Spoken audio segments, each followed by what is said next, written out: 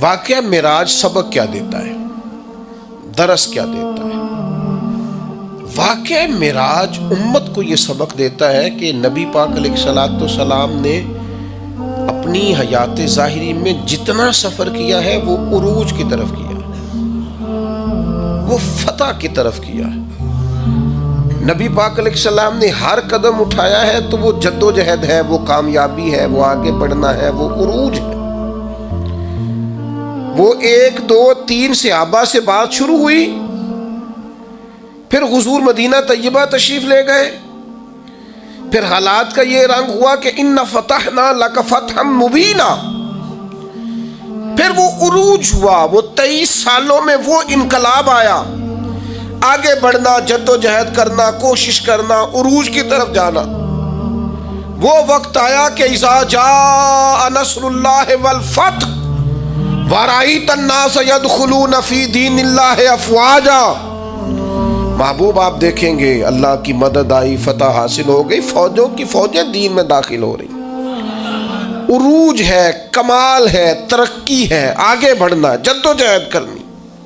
امت آج بیٹھ کے سوچ رہی ہے کہ ہم نے کوئی محنت ہی نہیں کرنی، ہم نے آگے نہیں بڑھنا، ہم نے کسی ایجاد کی طرف توجہ نہیں دینی، ہم نے ترقی کا کوئی رستہ اختیار نہیں کرنا۔ یہ ایک ایجاد کر کے ہمیں دی گئی ہے نا موبائل، اس کا مطلب یہ ہے کہ ہم اپنی کمر ٹیڑھی کر لیں لیٹ لیٹ کے موبائل دیکھ دیکھ کے۔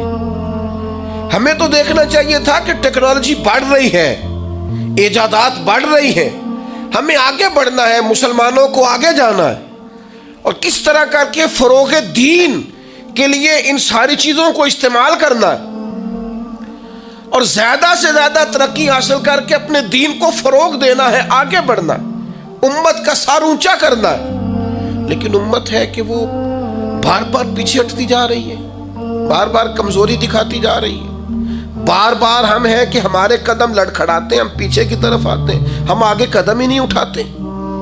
معراج ہمیں بتاتا ہے کہ امت تو نے عروج حاصل کرنا ہے۔ هو الذی ارسل رسولہ بالہدی ودین الحق لیظہرہ علی الدین کلہ، ہم نے یہ رسول تمہیں اس لیے عطا کیے ہیں، یہ شانوں والے رسول تمہیں اس لیے دیے ہیں کہ ہم اس دین کو تمام دینوں پر غالب کر دیں گے۔ اسلام کی فطرت میں قدرت نے لچک دی ہے، اتنا ہی یہ ابھرے گا جتنا کہ دبا دو گے۔ یہ دین غالب ہونے کے لیے۔ واقعہ معراج کیا بتاتا ہے ہمیں؟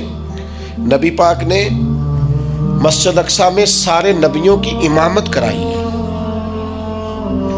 جس طرح نبی کریم نبیوں کے امام ہیں، یہ امت امتوں کی امام ہے۔ اس نے امامت کرنی ہے، امامت، ترقی، عروج، جد و جہد، آگے بڑھنا۔ ملت کے جوانوں، واقعہ معراج تمہیں بتاتا ہے کہ تمہیں آگے بڑھنا ہے، تمہیں کوشش کرنی ہے۔ اٹھ کے اب بزم جہاں کا اور ہی انداز ہے، مشرق و مغرب میں تیرے دور کا آغاز، جد و جہد کریں۔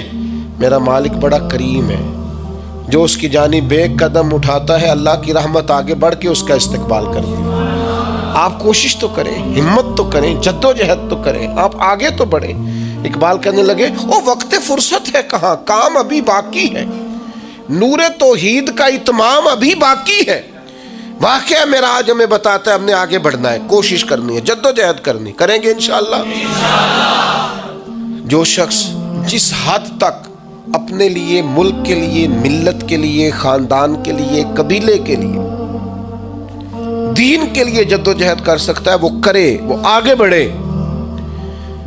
ہمت کریں، 2 2 4 4 لوگوں کا بازو تھامیں، سہارا بنے، لیکن عروج کی طرف بڑھے۔ نوجوانوں سے کہتا ہوں، جدید حالات کو دیکھو، سیکھو، ٹیکنالوجی کی طرف بڑھو، علم کی طرف بڑھو، شعور کی طرف بڑھو، بیٹھے نہ رہو، 2 2 4 4 5 5 10 10 کورسز کرو، آگے بڑھو۔